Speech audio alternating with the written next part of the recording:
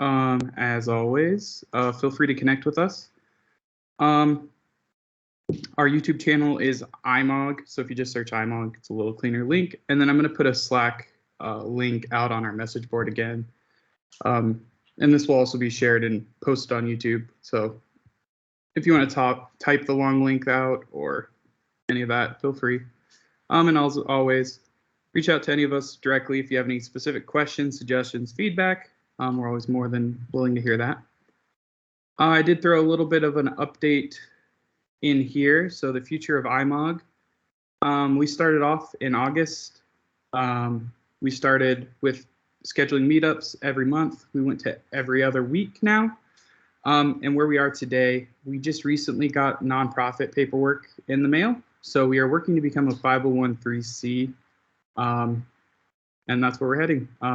Just a little more paperwork and a little more time waiting on that paperwork to be returned. So if your companies like to sponsor events or help coordinate outreach, any of that sort of stuff, reach out to us. We don't exactly know the future right off the bat, but that's the direction we're taking this group right now. Our schedule today will be Kubernetes by Jeremiah. The 24th will be Azure Quantum Computing by Rick, and then September 7th, Fusion Development by Derek. And as always, some free links to learn more about Azure. And with that, I'm going to pass it over to today's sponsor and speaker, Zirous. Hi, thanks so much for that. So, as I said, I'm from Zirous. My name is Jeremiah Evans. I'm a Director of Research and Technology. I'll be presenting on Kubernetes today. Let me go ahead and share my screen. And we're going to do, there we go. So while that's loading up, so a little bit about Zirous. We are a service provider company here in West Des Moines. We have been in the area for over 35 years now, with a whole range of clients in public and private sector and just about every industry vertical and just about every size of company, from some of the larger insurance companies downtown, various federal agencies, to small organizations that have a minimal footprint out in Oregon. So most of our business is located in the Midwest, but we are all over the region. We have pretty big practice areas with integration, identity management, machine learning and AI, data analytics, marketing technology, identity access management, security intelligence, and infrastructure, cloud, and development, which is the topic that we're really focused on here today with the Kubernetes basics. And speaking of sponsoring, Zirous is sponsoring 2 gift cards that will be given away at the end of the presentation today. So glad to be a part of the community and help to sponsor this group and this meeting, and hopefully get a little bit more information about Kubernetes out there for people to start trying on their own and start using this. So with that, can everyone see my screen and hear me all right? Yep. All right. So let's get started. Let me bring my... There we go. So today we're talking about Kubernetes basics. This is going to be an introduction to Kubernetes, specifically in the Azure context, using the Azure Kubernetes service. Little agenda, quick, so we can all have a level set of where we're going to go. And tell you a little bit about myself, why I'm talking about this. I'm going to go through a bit of the terminology and the tools that we're going to be looking at today, just so we have a level set of what components are there when we actually look about it. And then we're going to get to good stuff. The majority of this is going to be a demo. We're going to take a look at how to actually interact with your Amazon Kubernetes cluster and deploy resources, manage them, monitor them, do all those components, and kind of where to get started if you're just trying to learn this platform and see how you can use it in your own pipelines. And then leave some time at the end for questions as well. So a little bit about me. Like I said, I'm Director of Research and Technology at Zirous. There's an older photo of me. Just for reference, you've got a face to put with the name. As far as why I'm talking about this, as part of being the Director of Research and Technology, I am involved with how Zirous basically investigates new technology and implements them and pushes it out to clients so they can stay relevant and on the leading edge of what's available, not just the broader technological scope, which is tends to be very coast-centric, but seeing how those technologies are filtering into the Midwest and being able to apply that in a way that is successful for our clients in the Midwest. I've also spoken on this topic a number of times, including at the DevOps Online Summit, the AIM Infotech Conference, and at the ITA Tech Summit a couple of years ago on various topics in Kubernetes and DevOps in general. The biggest reason why I'm talking about this and why I'm the one to present on this is I remember Kubernetes 1.3. So if you're familiar at all with Kubernetes, you know it's on 1.20, 1.21 right now, and they, in the last couple of years, have had a pretty good release cadence. I was introduced to it about 5 or 6 years ago when it was on version 1.3, where we had a client bring it up as something that they wanted to get involved with, and they had a couple of experts. And so I've been working with this for about 5 or 6 years, really since the early days of Kubernetes, and I've just been able to watch it grow and transform from something that you could deploy onto your on-premise or into your cloud environment to something that's actually provided as a managed service to really get over some of the technical roadblocks of trying to roll your own cluster. So with that, let's dive into some terminology and tools. The first one is container. Kubernetes is a production-grade container orchestration system. So if you're not super familiar with Docker containers, this is just a quick overview and an encouragement to definitely look into them. The basic difference between Docker and what you may be familiar with, the virtualization, typical virtual machines are going to have their own full guest operating system and then an application running on top of that. And this is all running on top of a hypervisor layer on top of whatever your infrastructure is. With containerization, specifically with Docker, you have just the application itself without all that extra bloat of the guest operating system. And that's abstracted away by Docker to the host operating system. So it makes your components a lot leaner and makes things a little bit faster to run and more lightweight in general. So it's especially good when we are talking about microservices or really any sort of minimization of footprint, which is especially important in the cloud because you are paying for everything that you use, right? We're not like our on-premise infrastructure where once you've bought that server, it's yours and you're just paying for electricity. And if you want to stop paying, you just turn it off and you don't have the electricity cost, but you still have all that capacity. With your virtual resources in the cloud, you are paying for every minute, for every gigabyte, for every transfer. And so we want to make sure that our applications are as lean as possible so that they are using just enough resources, and that's going to ultimately save us money and make our cloud solution much more successful. All right, so then Kubernetes, this is a text slide. I try to avoid these as much as I can, but we just needed to get some text out there. So I find it really interesting to see where people come up with these names. Kubernetes is from the Greek word for helmsman or pilot or governor, and it's also the etymological root of cybernetics. Usually we think of like cyborgs like the Borg. Well, really cybernetics has to do with control of systems. And so that's why you'll see a lot of a nautical theme to a lot of the Kubernetes logos and some of the adjacent components. It was designed by Google. This is basically the cousin or the little brother to the Google Cloud Engine, and it's Google engineers who really kicked this off as an open source project. It's currently maintained by the Cloud Native Computing Foundation, and you'll oftentimes see it abbreviated as KATES, Kubernetes. So this is all stuff you're gonna find out there. So if you're looking into it, you see something KATES, you see those references. That's where it's coming from. So a pretty good pedigree as far as technology is concerned. Quick look at the overview. So we have two main components. We have the master or the control plane, and then we have our actual nodes, which are running the services in the cluster. So your developers and your operators are going to interact with the API server here on the Kubernetes master. That's where they're going to have the controller to actually schedule all these components out to the different nodes. It's going to manage the nodes themselves. And then you have the nodes, which are running the pods. And so a pod is just one or more Docker container along with attendant metadata, storage, volumes, things like that. And then your users are going to interact with those through the kube proxy. So the kube proxy runs on each of these nodes and is going to provide access to those resources through a controlled ingress system. So you can't just go in and get access to everything. By default, you have a kind of a least privilege model where you have to have a specific pathway to get to a resource. It's not just globally available. Within that, we have a little quick diagram of what those containers look like within the pod. So here we have 3 pods. Again, a pod is the minimal scheduling object within Kubernetes. Pods are what gets scheduled to nodes. That pod contains one or more containers with attendant metadata, volumes, etc.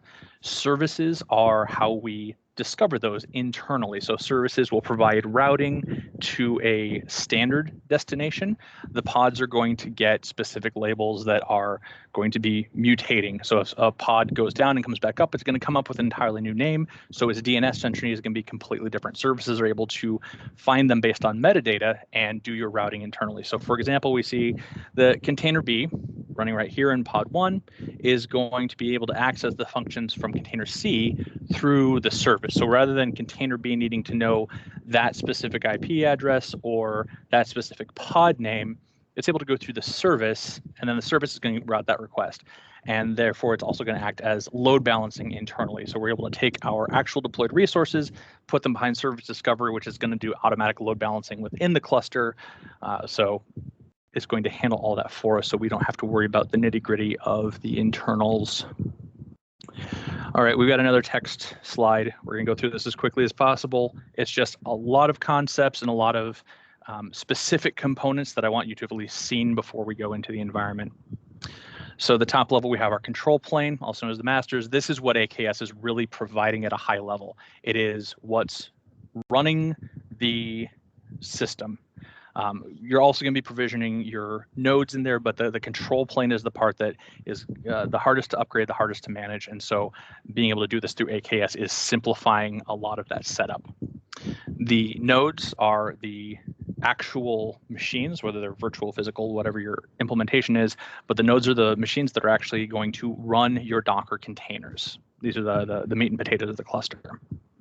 And then our pods, again, I said our pods are the smallest scheduling component within Kubernetes. Pods are deployed to nodes. Pods contain one or more containers and attendant metadata and mounted volumes.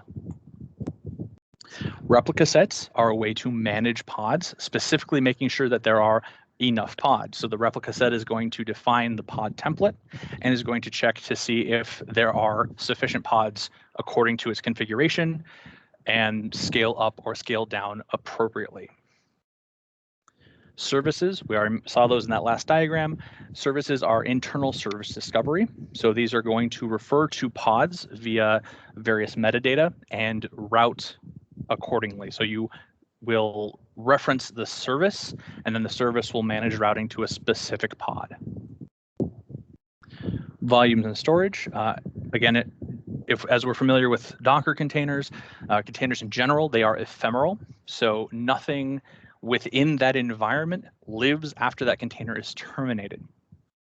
And in addition, we might have a case where we would want multiple containers to be accessing the same external. So we can configure both ephemeral and semi-permanent to more fully permanent volumes and storage, either through the Azure native data storage types, through an NFS drive. I have a current client who is working with an implementation that has a GPFS cluster that is mounted directly to the nodes so that every pod deployed to those nodes is able to reference that directory that gives them access to all of their data analytics components through GPFS.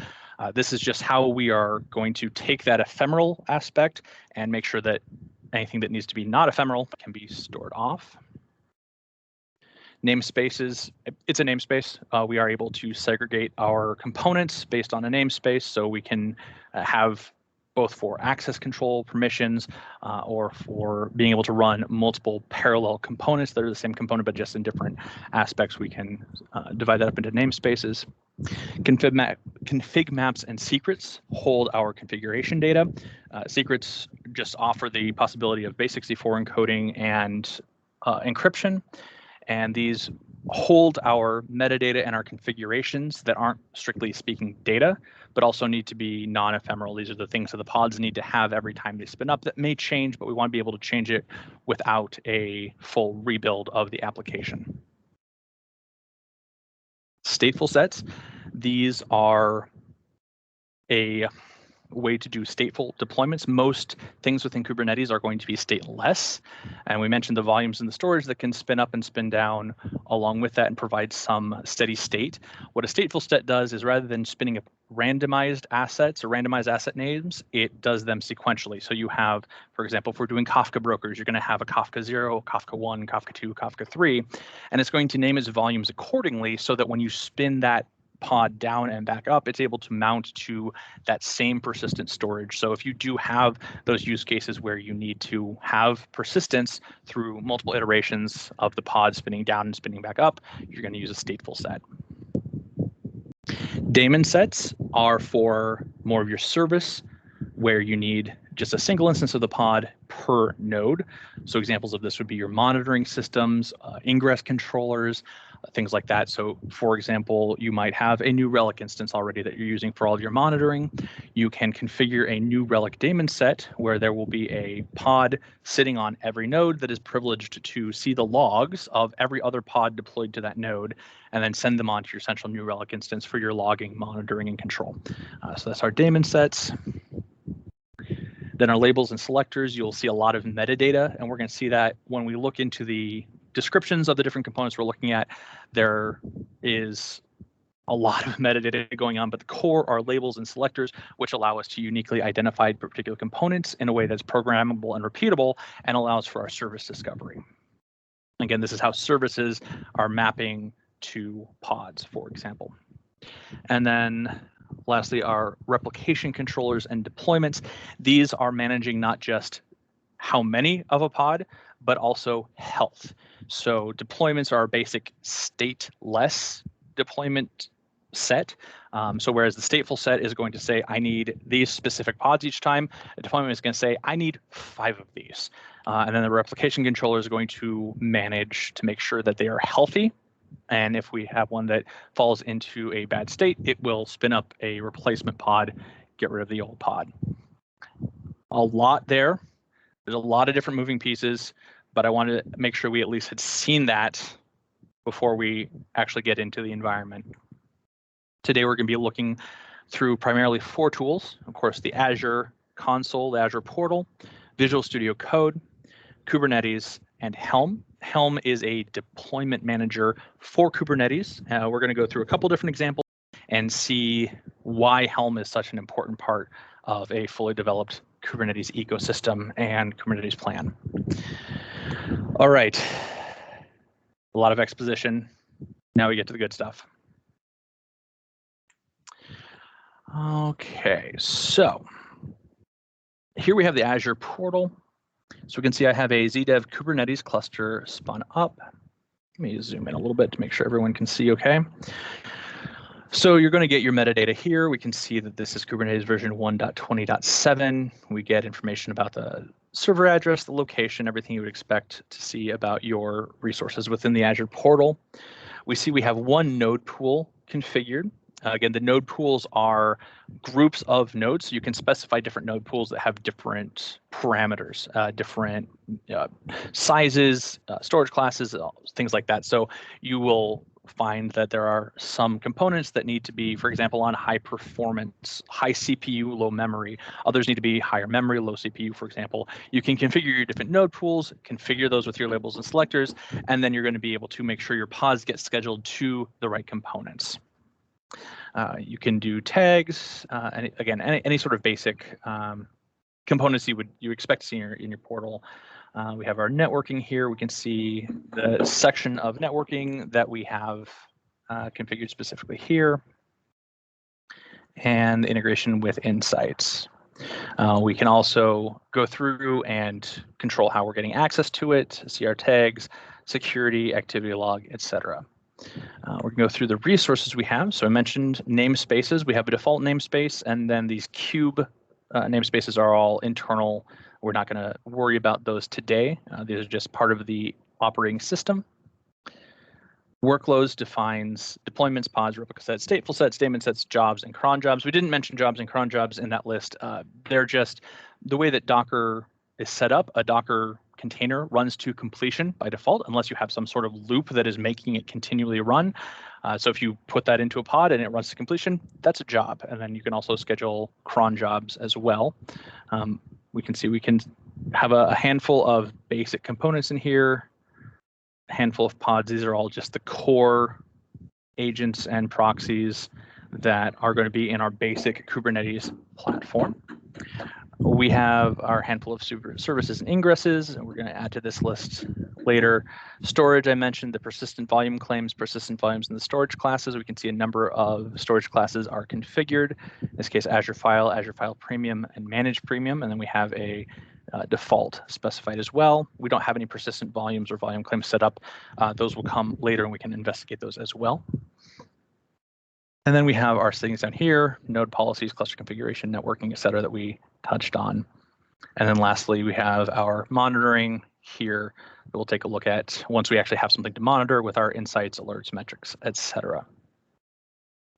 So let's actually create something. We're going to go to our workloads and we're going to add a component.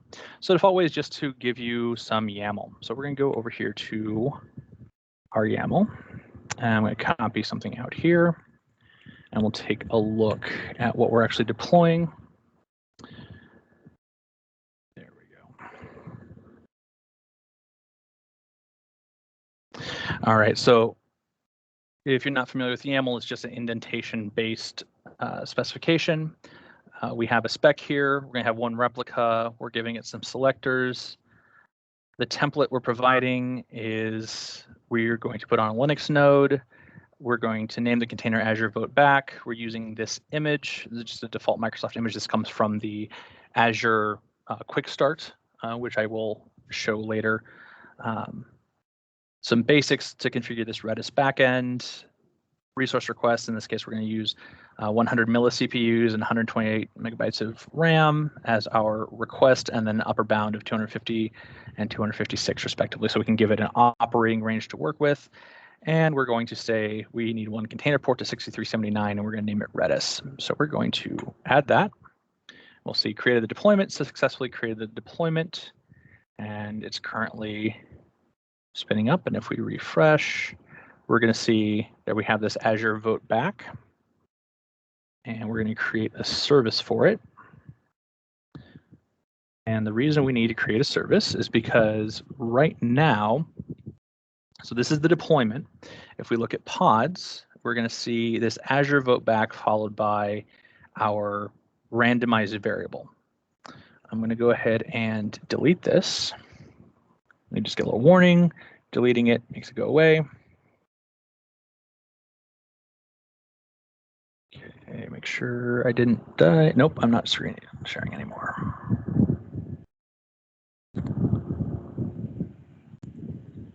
There we go.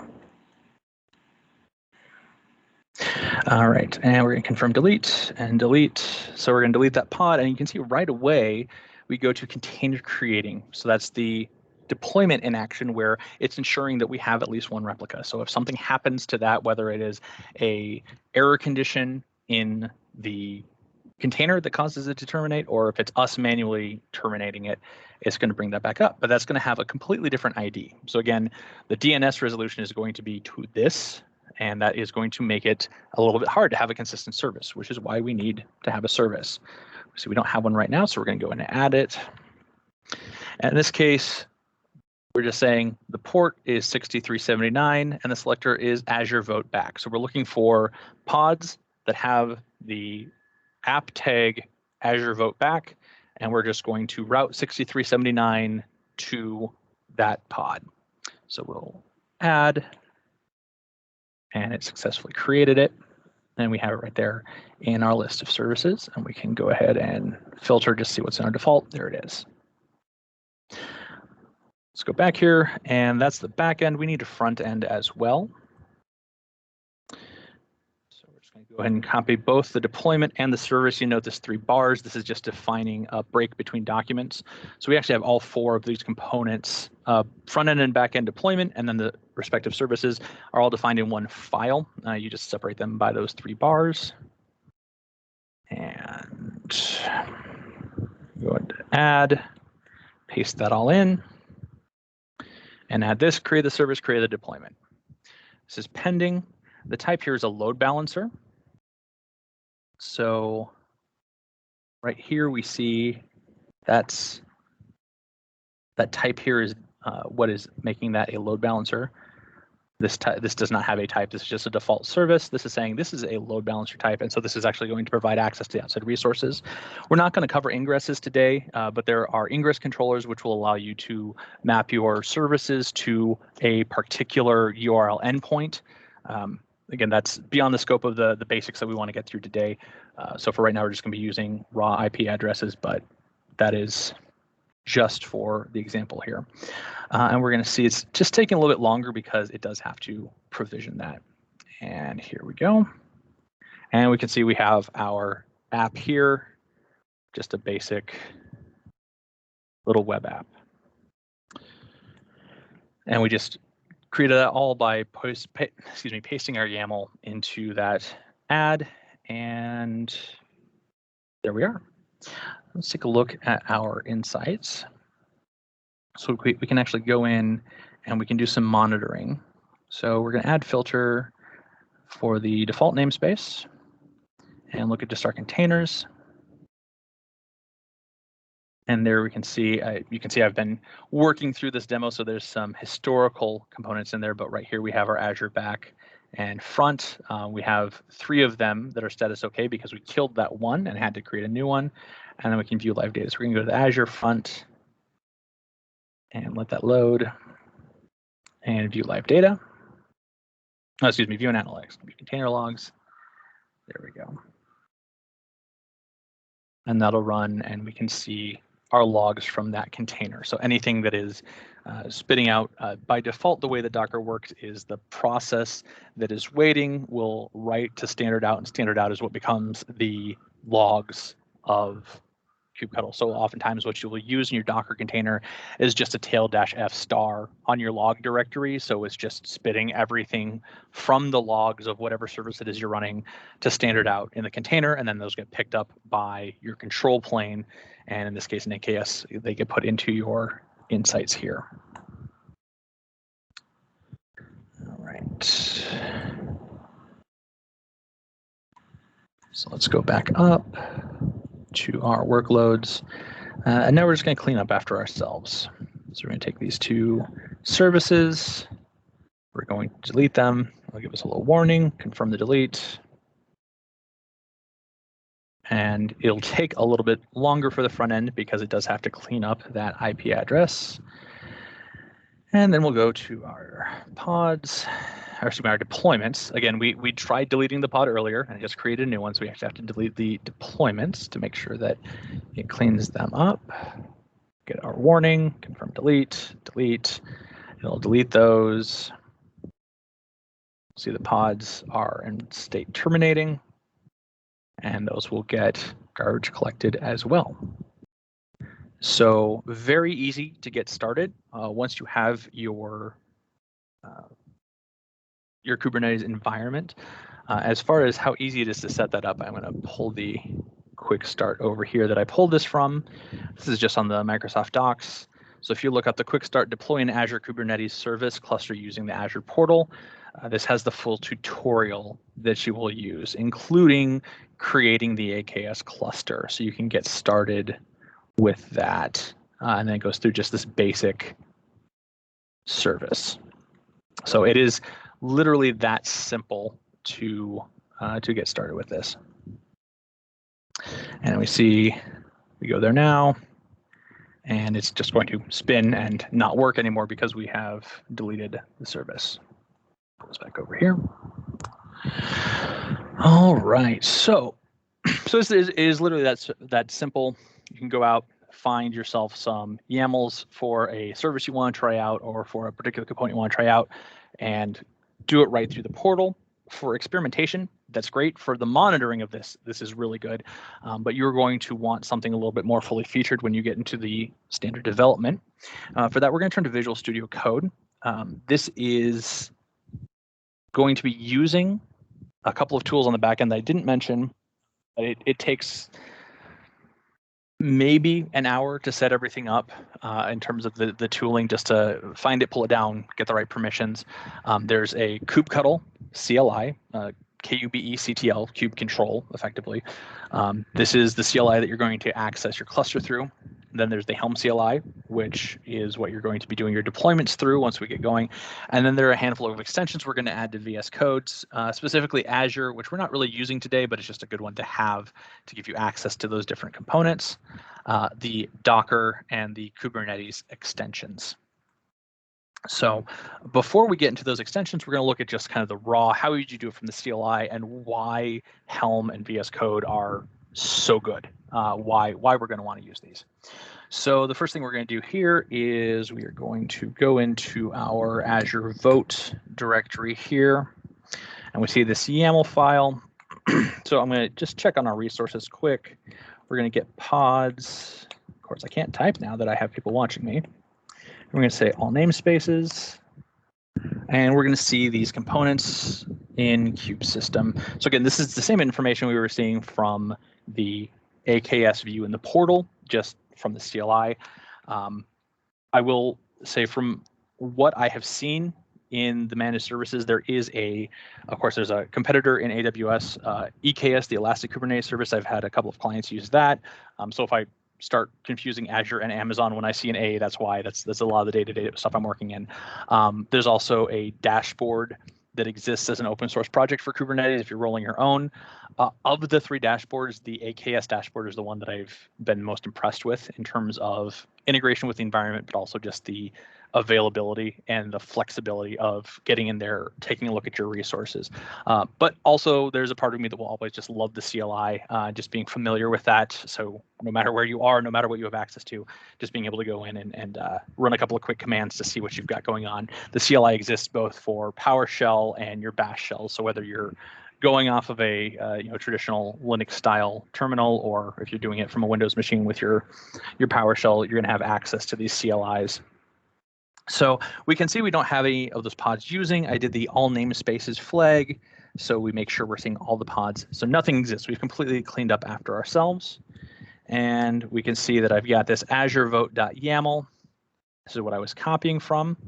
So we're just going to put this all together. We're going to do an apply with the file Azure vote.yaml, and we're going to see it replies.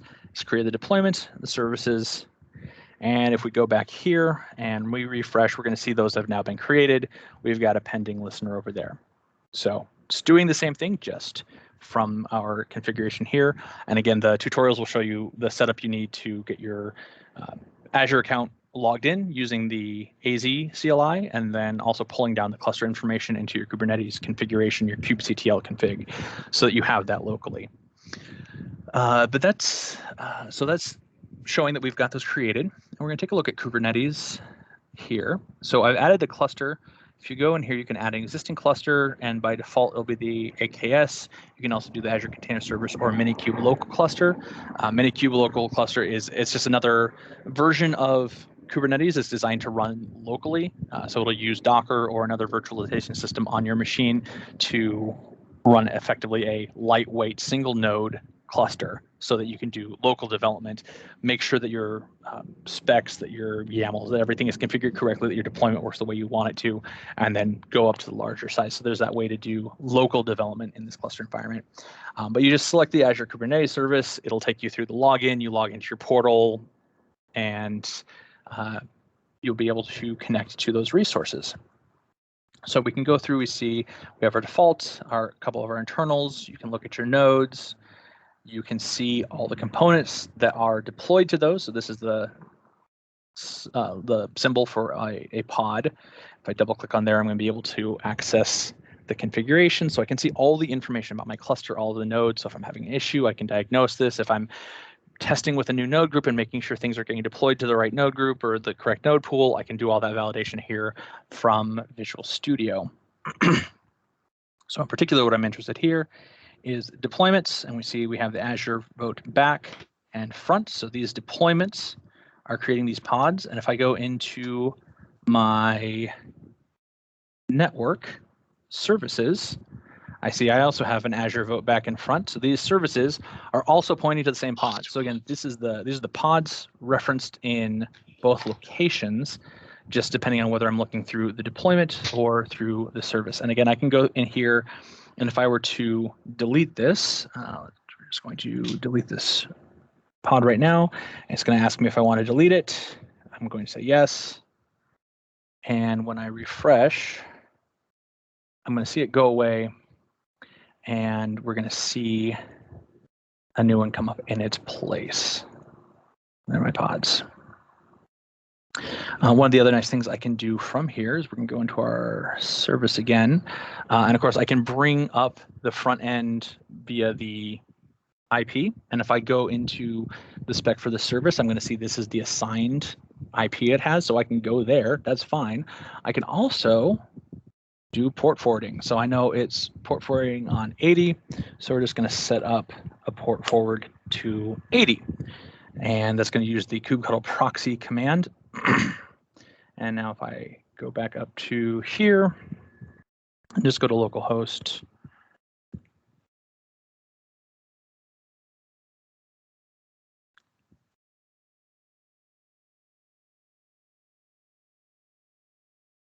sure we're going to the right one.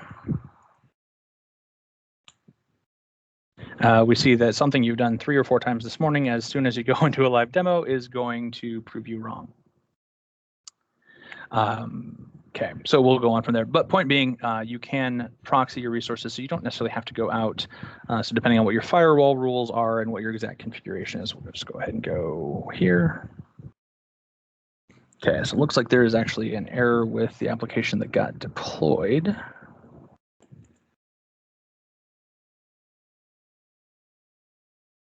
Okay,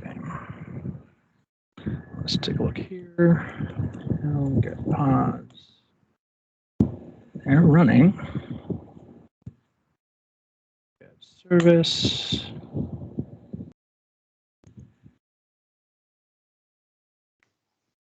Nothing like have to try to troubleshoot a live demo. Right. I mean, again, I've run through this like 2 or 3 times this morning, and it was working great. And of course, now as soon as we get people behind it, oh hey, no, actually, I'm not going to work. Anyway, but that's how you would do it, and it's just going to do this the port forward here. Let's see, make sure, because it should tell you. Let's try this one more time. So, for example, if I said, hey, let's go to 8080, it would tell you that the service doesn't have a port 8080. Let's try it this way. We'll try it one more time before we move on. Okay, there's an error with this service, but we will move on from there. Suffice it to say, we can access that from here as well. And let's see, let's make sure we're in the right location. There we go. We have these resources that are available here. Yeah, it's showing up there. That's weird. In any case, so we deployed that by using our kubectl apply-f, and we can do the same thing from here with a delete-f, which just says take all the resources in the file, go delete them. We could also specifically delete this service, delete this, etc. In this case, we're just going to clean up after ourselves by using delete-f, and we will see that both here. We are terminating those, and if we refresh here, we'll see it terminating those pods and services. So, of course, this is a great way to get started with just the experimentation side of things, but that's not really a great way to manage your CI/CD pipelines. That's where Helm comes in. So we're going to let that finish, and we're going to just create a new PowerShell here, and we're going to go into the Hello Kubernetes. So this is a example that I just pulled down. One of the beautiful things about Kubernetes is that it has been around for long enough that there are examples of just about everything. So it's very easy to go out, find an example, and then customize it. So in this case, we have our basic source where we have a Docker file. This is just pulling from the 15 Alpine version of Node. And it's just a little Node.js app. We have an app that we're loading in and then running on NPM, pretty basic Docker file. You'll want to get familiar with these if you do much in Kubernetes, just so you can look at the base applications and be able to modify that as necessary. And then we have the deployment artifact, which is the chart. So in this case, we have this hello Kubernetes chart. We have a chart.yaml, which defines it. It's just some basic information. We have our templates, which will actually configure the YAML. It's using a templating language. So you can see we inject values into a YAML. So we can set our defaults in here and then specify what we're going to override. And the default overrides are coming from this values.yaml file. So when you get a chart, what you're looking for is values.yaml. These are the defaults, and they also specify what you can override. In this case, we've configured a load balancer service on port 80. We've specified this is the repository. In this case, since we're open to internet, we're just going to go ahead and pull this down from that repository, but you can also specify an internal repository. Let's see here, anything else particular? Pretty straightforward stuff here. So what we're going to do is pull open this README, which shows how we're going to do it. We're going to use this Helm install command. We're going to tell it to create the namespace, hello Kubernetes, and we're going to tell it to create, we're going to install hello world as our release, and then tell it where the chart is. And the chart is in hello Kubernetes. So we're going to go to deploy Helm. We have our hello Kubernetes directory there. We're going to paste that install command, and we see name hello world, last deployed right now in the hello Kubernetes namespace is deployed, revision 1, test suite none. We go back to our Kubernetes and our Helm releases. We'll need to refresh our cluster. And weird, nothing there. Well, it's because we're in the wrong namespace. So by default, we're going to be in the default namespace. We just created a new one. We're just going to right click on that, use namespace. And just like that, we see our hello world release, which we have one version of. We can take a look at the pieces that it has deployed. So if we look at the service, we see that it is right there. So we're going to copy that, and we are going to trust that this one works a little bit better. There we go. So here we have our hello world app, and again, we could proxy this through, same idea. We see if we refresh this enough times, we're actually going to see that change, because one of the pieces that's injected into this web app is the specific pod we're running on, and we're running on 2. So if we look in the pods, we see 2 here. We see there's a deployment, and if we look at the deployment here, we have 2 replicas defined. And if we go back up to the YAML that actually defined it in the values.yaml, we see that's because our deployment has a replica count set of 2. Let's say we want 5 of them. So we're going to change this in our values.yaml. And this time instead of install, and we don't need to create namespace, we're going to say upgrade. Namespace. We have to specify an upgrade because we're saying we're upgrading the hello world release. We see revision 2 deployed, so we go back to our Kubernetes. And when we refresh this, we are going to see a second that is deployed, a first that is superseded. And we can see that it is in the process. Actually, it's spun up those additional 5 replicas. So now if we go here, the service is the same. But we refresh enough and we're going to get different pods at this location because we've spun up to 5. I say, actually, that was a mistake. There was an error in that. I'm just going to go, I'm going to right click on my hello world here and roll back. Yes, I'm certain I want to continue. Obviously, you could issue these as Helm commands as well. But again, this is a slick interface, and this is one of the reasons you work in this ecosystem, is that you can use these tools. The CLI is important. I highly advocate for learning the CLI, but if this tool is going to exist, get familiar with it and use it. And we can see it's scaled back down to just the 2 pods, and it's showing us those under the deployment as the list of pods, and also under our services. And we see it's created a 3rd revision, which it deployed and superseded the initial 2. Some other things I can do here is we're going to give it a custom message, and I could say, welcome IMAUG. And we're going to do the same thing, go back to our terminal. And again, we're going to upgrade revision 4. And we're going to see it'll take just a moment because it needs to swap out. So it's going to spin up new pods and then spin down the old ones.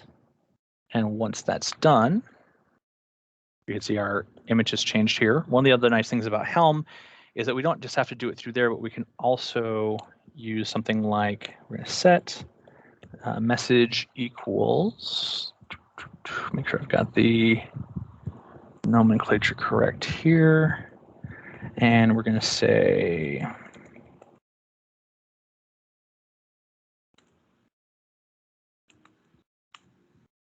again, we're doing an upgrade where we are explicitly overriding this message variable that we see in here. So we can use that set command to override anything in this. So for example, if you have a deployment pipeline, you don't actually have to change your values.yaml file to change the container image you're using. You can pass that in as an override. So if your build process creates a new version of the Docker file in your ECR, you can pass that into the Helm upgrade command to override that, so to use the correct container. And then once that percolates through, we see I'm deployed on Azure Kubernetes. And again, we'll see our pods changing down there. So that's one of the best reasons to use Helm, is it gives you all those components, right? Because it's not just the services and the deployments, it's all the config maps, all those pieces that get versioned with Helm. Again, you could manage this all yourself, but that's a recipe for disaster. So we really want to make sure that we are using these components in the most intelligent and most successful way.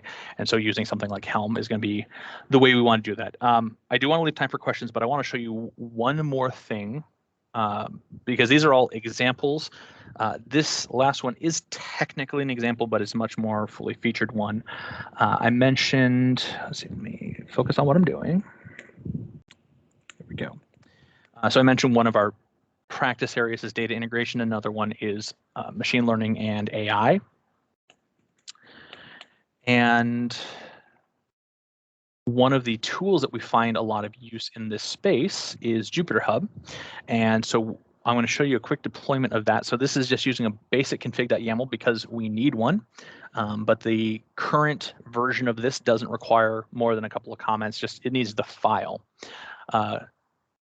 So Jupyter Hub has a Zero to Jupyter Hub project, which is built around Helm 3.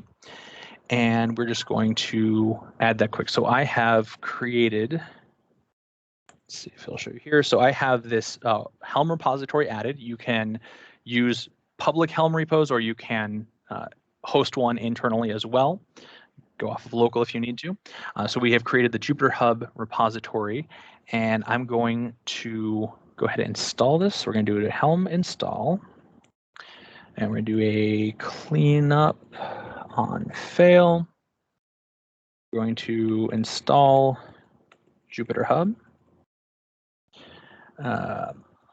and we're going to specify the repo we're using, Jupyter Hub / Jupyter Hub. We're going to do a namespace. We're also going to call this Jupyter Hub. Let's call that Jupyter Hub ZDev, just so we see a little bit of variety there. We're going to tell it to create the namespace. Then we're going to give it the version, which is 1.0. And we're going to pass in the values config.yaml. Unknown flag. Sure, I've got that.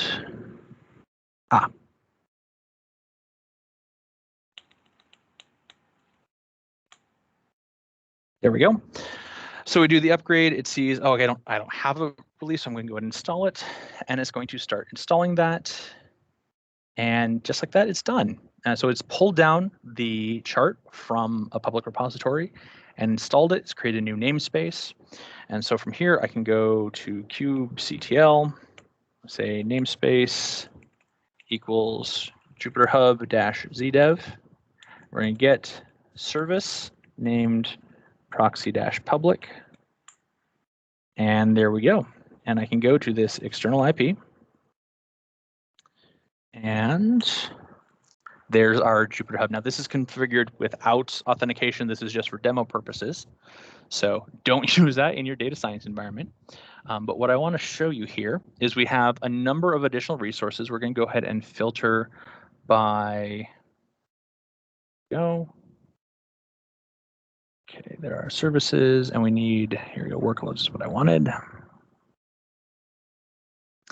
Jupyter Hub ZDev. So we have a hub, a proxy, and user scheduler. And I want to specifically look at the pods because we have a lot of components there. Just in Jupyter Hub ZDev. So we have the hub, we have a proxy, we have some schedulers, and a continuous image puller. So Jupyter Hub is, if you're not familiar, Jupyter is a notebooking tool based in Python. And Jupyter Hub is a cluster version of that. So it's able to spin up single user services, proxying all the activity through this hub. I'm just going to log in. If this demo version, you don't actually have to have anything. It'll just accept. So you can literally spin this up and just go in and poke around and see if this will fit your needs without having to set up any other authentication. It's spinning up a server right now. And if we go back to our board here, we see it's actually creating that pod. This Jupyter Jevons pod is what it's creating right now. So the way that this project is configured is actually able to tie in to your Kubernetes cluster and manage its own private resources. And just like that, I have a notebook. I'm actually going to go to the lab version. This is a configuration I would have set in the config if I was doing a full implementation to default to the lab view. But I can create, a Python notebook here and go say hello. Just like that. And I can run my Python. So then I can hook this up again with our persistent volume claims or through other volume mounts. I can hook this up to whatever my data science pipeline is and give my data scientists access to Python, R, Stata, SAS, whatever component it is through this notebooking tool that I can fully manage, control behind the scenes, and it's able to provision these resources dynamically on top of my Azure Kubernetes service just by deploying this Helm chart that has all these components pre-configured. So, and again, this is something we got started just a little under an hour ago, and all of this is just up and running inside an hour for demonstration purposes. So, really, really powerful tools, a lot of flexibility, and again, I can see there's my resources right there. Again, I can go in, I can check the logs, I can check the status. There are alerts you can set for usages. There are ways you can configure your node pools to be auto scaling. So if they are running out of space, you just provision another node. And if nothing's scheduled there, it will deprovision it. So you are able to get that right fit. You can do the same thing with your stateless applications. If you've got a stateless application that's running under deployment, you can configure monitors so that if it hits a CPU threshold or if it hits a memory threshold, you can make it spread out. You can make it increase its size, have more replicas to handle that workload, and then scale back down. So it's scalable. It is. I can't say enough about it. And again, the real problem with this presentation was where do we start and how much do we actually show and look into.